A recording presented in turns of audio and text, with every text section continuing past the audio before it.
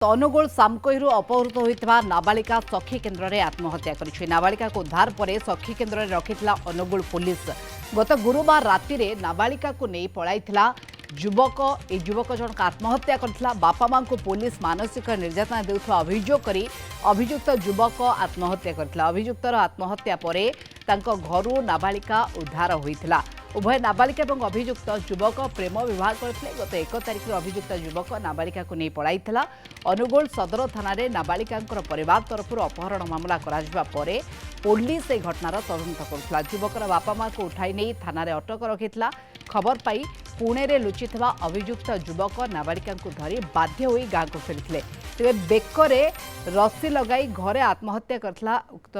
युवक सेपटे अन्यत्र विवाह पाई बापा मां बाध्य करुथबा नाबालिका कहिथिले अनुगुल सदर पुलिस नाबालिका को सीधा जो देखिबा निमिदा गाँव उद्धार कर सखी सेंटर रखिथिले सेइटारे ही नाबालिका जनक मध्य आत्महत्या करिसंते।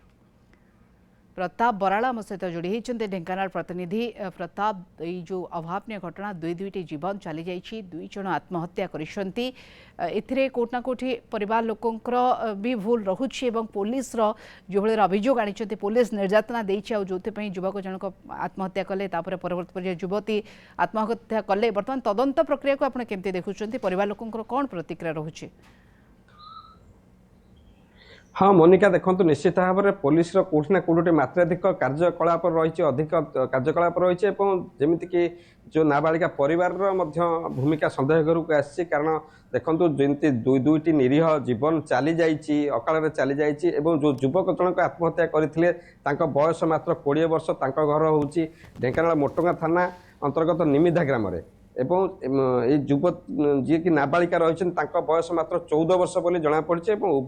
उभय को प्रेम करते गत 1 तारिख फेरार थे उभय ए संक्रांत में नाबालिकार परिवार पक्षर अनुगुल थाना रही अभियोग रही अभियोग को आधार करके पुलिस कार्यानुष्ठान नहीं जना पड़ी कि कथा हूँ जो सखी सेंटर रे नाबालिका जनक आत्महत्या कर जना पड़ी काली राति ही 9टा पर पुलिस सखी सेंटर को नहीं सखी सेंटर रे अस्थायी भाव रिहाबिलिटेट कर आश्रय देता जहाँ जना पड़ी भोर समय ये नाबालिका जनक बाथरूम जाइथिले एवं बाथरूम जो सावर रे निज उन्नी रे बेकर लगाई फाँसी लगे कि जहाँ आत्महत्या कर जना पड़ी घटनास्थल पुलिस जगी रही जेहेतु नाबालिका जनक आत्महत्या कर गोटे संवेदनशील घटना मजिस्ट्रेट उपस्थित तदंत आरंभ हो पुलिस फॉरेंसिक टीम गले तदंत आरंभ हो एपर्यंत सखी सेंटर जगी रही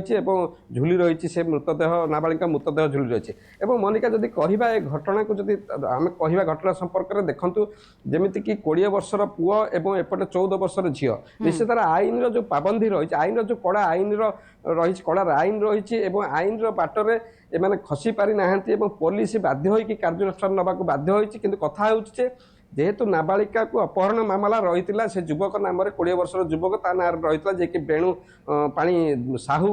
निमिधा मोटगा ग्रामर से पलैथिले महाराष्ट्र पुणे पलैथिले एपटे जेहेतु अपहरण रही उद्धार करने को जाई पुलिस कौन कर बेणु पाणी साहूंकर जो युवक आत्महत्या करते बापा माँ को उठे नहीं 3-4 दिन धरी थाना अटक रही जोटा कि पुलिस मात्राधिक कार्यकलाप बोली कहीपर कारण ए संक्रांत में तदंत होबार आवश्यकता अच्छी कारण जेहेतु से माने बापा माँ को उठे ने 3 दिन धरी थाना अटक रखा पुलिस कार्यकलाप केते दूर समीचीन सठिक थिला तमाम बाबद निश्चित तदंत आवश्यकता रहुछि जे भूल कोठी रही कहीं दुईटी जीवन चली जाइछि प्रकृति में घटना तदंत पर ही रहस्य उन्मोचन हेब। धन्यवाद प्रताप बराड़ आम सहित ढेंकानाल प्रतिनिधि ए बाबद अधिक आलोचना करथिले।